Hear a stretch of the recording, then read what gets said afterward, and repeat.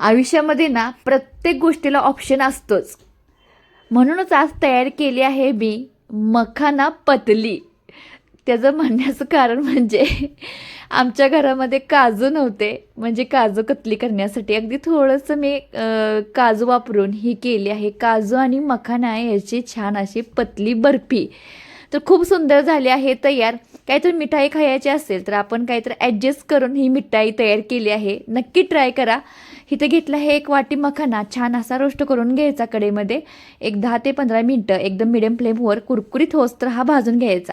कुरकुरीत झाला, थंड झाला की आता हा मिक्सरच्या जारमध्ये ह्याची पावडर करून घ्यायची.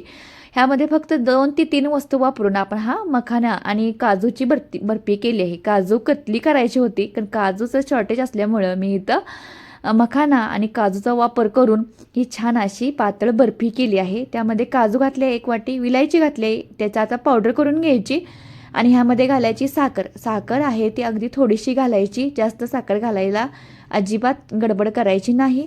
साखर घातली आहे. तर इथं अर्धी वाटी, म्हणजे प्रत्येकी 1-1 वाटी घेतलं होतं आणि त्याला अर्धी वाटी साखर वापरली आहे. पूड केली की त्याचं हे आहे ते कमी होतं पीठ, त्यामुळं इथं साखर थोडीशी घातली आहे. त्यामध्ये घातले आहे 2 चमचे मिल्क पावडर, तूप 1 चमचा घातला आहे आणि सर्व जिन्नस आहे ते छान असं मिक्स करून घ्यायचं. आणि ह्यामध्ये घालायचं 2 चमचे दूध. दूधसुद्धा अगदी लागल तसं वापरायचं, एकदम बका वतायचं नाही. साखर असल्यामुळं दूध घातलेलं आहे ते पातळ होतं, त्यामुळं दुधाचा वापर मात्र अगदी चमच्यानं केला तरीसुद्धा चालतं. तर इथं दूध घातलं आहे, असा गोळा करून घेतला आहे. तर इथं घातलं आहे विलायची, मखाना आणि काजू. हा आहे पौष्टिक अशी काजूची पतली बर्फी असं म्हटलं तरी चालतं. अगदी करताना आणि खाताना आम्ही खूप हसलो आहे घरातलं. तर काय केलं आहे तर काजू पतली असं म्हणून हसले आहेत घरातली भरपूर अशी. तर बटर पेपर घेतला आहे, त्यालासुद्धा बटर म्हणजे तूप लावलं आहे, म्हणजे खाली वगैरे चिटकता कामा नये आणि फ्लेवरसुद्धा छान यावा तुपाचा म्हणून. तर खायचं म्हटलं तर चांगलंच खायचं असं. तर खालीवर असं बटर पेपर घालून आता हे लाटण्याच्या साह्यानं गोल आकार द्यायचा ह्याला, म्हणजे एकदम असं पातळ असं हे बर्फी तयार करून घ्यायची.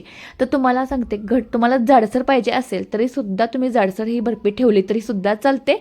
तर आम्हाला पतली पाहिजे होती, काजू पतली पाहिजे होती, कतली सोडून. त्यामुळे आम्ही इथं पातळ केली आहे आणि खूप छान टेस्टला झालती, तोंडात साखर विरघळणारी.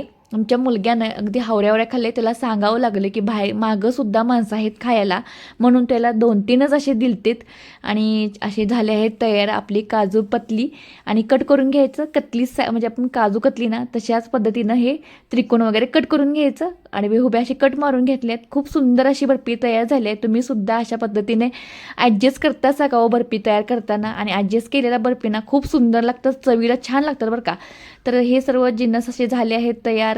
छान अशी बर्फी तयार झाली आहे. सेट होण्यासाठी थोडा वेळ फ्रीजरमध्ये ठेवायचं. झाले आहे बघा सेट. आणि साखर असल्यामुळं ते व्यवस्थित सेट होतं, एकदम कुरकुरीत तयार होते. आणि खायचे असेल तर तुम्हाला सांगते पटपट संपून जाते, असे पदार्थ लगेच संपले जातात. छान अशी तयार झाली आहे काजू पतली. नक्कीच सांगा ही रेसिपी कशी वाटते, आणि तयार केल्यानंतर आपल्या सोनालीला सांगायला अजिबात विसरायचं नाही आणि खाऊन फक्त म्हणायचं भारीच की गं ताई. खूप साध्या सिंपल रेसिपी असतात माझ्या, अगदी कोणीही तयार कर अशा, आणि आपल्या साध्या सिंपल पदार्थापासून घरात असेल त्या. तर तयार झाले आहे आपल्या तुडुक मुडुक काजू पतली. असंच चॅनल पाहत राहा. धन्यवाद.